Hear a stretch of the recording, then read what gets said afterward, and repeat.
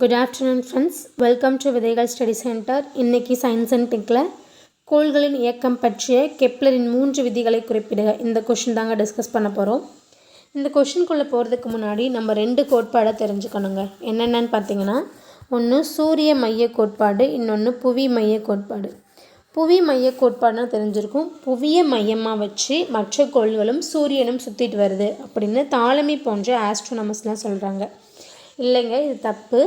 சூரியனை மையமாக வச்சு தான் மற்ற கோள்கள் எல்லாம் சுற்றிட்டு வருது அப்படின்னு நிக்கோலஸ் கோப்பர்னிக்கஸ் போன்ற ஆஸ்ட்ரோனமர்ஸ்லாம் சொல்கிறாங்க. இந்த சூரிய மைய கோட்பாடை ப்ரூஃப் பண்ணுற விதமாக தான் கெப்லர் இங்கே 3 விதிகளை சொல்லியிருக்காரு. என்னென்ன விதின்னு பார்த்தீங்கன்னா, நீள்வட்டங்களின் விதி, சமபரப்புகளின் விதி, ஒத்திசைவுகளின் விதி. இந்த 3 விதி தான் இந்த கிளாஸில் நம்ம டிஸ்கஸ் பண்ண போகிறோம். பார்க்கலாம் வாங்க. முதல் விதி பார்த்தீங்கன்னா நீள்வட்டங்களின் விதி. இப்போ இதில் என்ன சொல்கிறாரு அப்படின்னா, சூரியன் இங்கே மையத்தில் இருக்குது. கோள்கள் மற்ற கோள்கள்லாம் ரவுண்ட் ஷேப்பில் சுற்றிட்டு வருதான்னு பார்த்தீங்கன்னா கண்டிப்பாக கிடையாது. மற்ற கோள்கள் எல்லாம் சூரியனை நீள்வட்ட பாதையில் சுற்றிட்டு வருது. இப்படி சுற்றும்போது சூரியன் மையத்தில் இருக்குமா அப்படின்னு பார்த்தீங்கன்னா இல்லை, ஒரு குவிய புள்ளியில் தான் இருக்கும். ஓகேங்களா? இப்போது கோள்கள் சுற்றிட்டு வருது. இப்போ ஒரு கோள் நம்ம புவி எடுத்துக்கலாம். புவி இங்கே சுற்றுது. இங்கே சுற்றுறப்போ நமக்கு சூரியனுக்கு ரொம்ப பக்கத்தில் இருக்குது.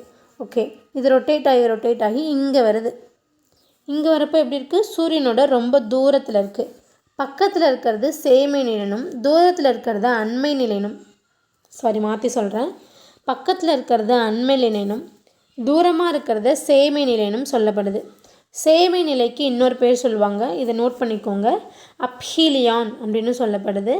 அண்மை நிலைக்கு பெரிஹீலியான் அப்படின்னு சொல்லப்படுது. ஓகேங்களா? இதுதான் முதல் விதியில் அவர் குறிப்பிடுறாரு. என்ன அப்படின்னா, சூரியனின் மையம் ஒரு குவியத்தில் உள்ளவாறு நீள்வட்ட பாதையில் கோள்கள் சூரியனை சுற்றி வருகின்றன. இதுதான் இதனோட முதல் விதி. ஓகேங்களா? இரண்டாவது விதி பார்க்கலாம். இரண்டாவது விதி சமபரப்புகளின் விதி. இதில் என்ன சொல்கிறாருன்னு பார்த்தீங்கன்னா, சூரியன் இங்கே இருக்குது, இது சுற்றி கோள்கள் சுற்றிட்டு வருது. கரெக்டுங்களா?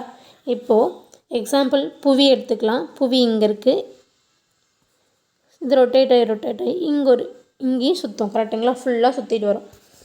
இப்போது இங்கே சுற்றுறப்போ இதை ஒரு கற்பனை கூட நம்ம இமேஜின் பண்ணிக்கலாம். ஓகேங்களா?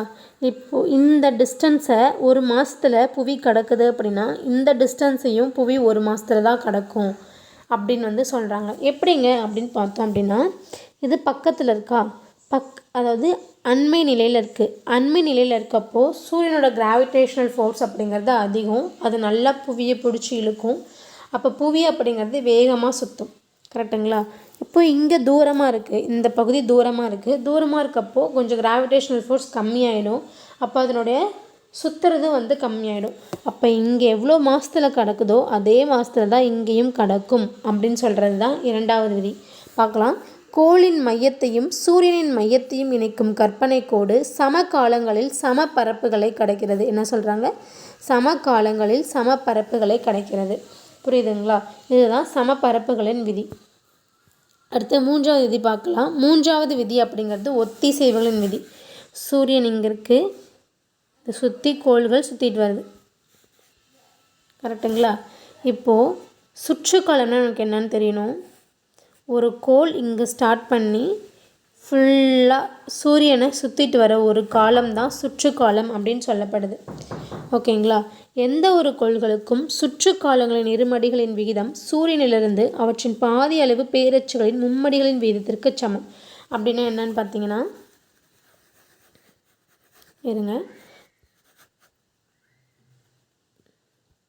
இப்போது சூரியன் இங்கே இருக்குது, கோள்கள்லாம் சுற்றிட்டு வருது. பக்கத்தில் இருக்கப்போ கிராவிடேஷ்னல் ஃபோர்ஸ் அதிகமாக இருக்கும், தூரமாக போகிறப்போ கிராவிடேஷ்னல் ஃபோர்ஸ் கம்மியாக இருக்கும். அப்போ அதனுடைய ரொட்டேஷன்ஸான ஸ்பீடு கம்மியாக இருக்குன்னு சொன்னோமா? ஓகே, இதனோட ஈக்குவேஷன் என்னென்னா, t² டைரக்ட்லி ப்ரொபோர்ஷ்னல் டு a³. டீங்கிறது அதனுடைய சுற்றுக்காலம், ஏங்கிறது இதனோட டிஸ்டன்ஸ். இதுக்கு டைரக்ட்லி ப்ரொபோர்ஷ்னலாக இருக்கும் அப்படின்னு சொல்கிறாங்க. அதாவது சுற்றுக்காலம் எவ்வளோ அதிகரிக்குதோ, டிஸ்டன்ஸ் எவ்வளோ அதிகரிக்குதோ அதே மாதிரி தான் சுற்றுக்காலமும் அதிகரிக்கும். டிஸ்டன்ஸ் போக போக அதனுடைய சுற்றுக்காலம் அப்படிங்கிறது அதிகமாக இருக்கும் அப்படின்னு சொல்லப்படுது. இது எடுத்துட்டோம் அப்படின்னா t² / a³ = கான்ஸ்டன்ட்னு நம்ம சொல்லலாமா? எல்லாமே, அதாவது எல்லா கோள்களுக்கும் இது வந்து கான்ஸ்டண்ட்டாக, அதாவது மாறிலியாக தான் இருக்கும் அப்படின்னு வந்து சொல்கிறாரு கெப்லர். எப்படின்னு நம்ம வந்து ஒரு எக்ஸாம்பிளோட பார்க்கலாம். இப்போ எக்ஸாம்பிள் புவி எடுத்துக்கலாம். புவி ஒரு வருஷத்துக்கு தானே சுற்றும், அதாவது 365 டேஸ் சுற்றுமா சூரியனை.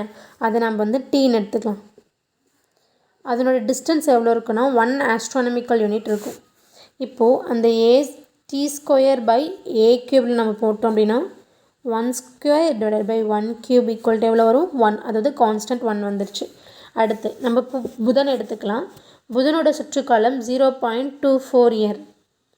டி அப்படிங்கிறது, ஏ அப்படிங்கிறது 0.39 ஆஸ்ட்ரானமிக்கல் யூனிட். இது ரெண்டு நம்ம டிவைட் பண்ணும்போது நமக்கு 1 தான் கிடைக்கும். என்ன சொல்கிறாருன்னா எல்லா கோள்களுக்கும் இது வந்து சேமாக தான் இருக்கும் அப்படின்னு சொல்கிறாரு. அதுதான் இங்கே சொல்லியிருக்காங்க. எந்த ஒரு கோள்களுக்கும் சுற்றுக்காலங்களின் இருமடிகளின் விகிதம் சூரியனிலிருந்து அவற்றின் பெயரச்சுகளின் மும்மடிகளின் விகிதத்திற்கு சமம் அப்படின்னு சொல்கிறது தான் 3வது விதி. புரிஞ்சிருக்குன்னு நினைக்கிறேன். கெப்லர் 3 விதிகளை சொல்லியிருக்காரு. ஃபஸ்ட்டு விதி நீள்வட்டங்களின் விதி, 2வது விதி பரப்புகளின் விதி, 3வது விதி ஒத்திசைவுகளின் விதி. ஓகேங்களா? ரிவைஸ் பண்ணிக்கோங்க. Thank you so much.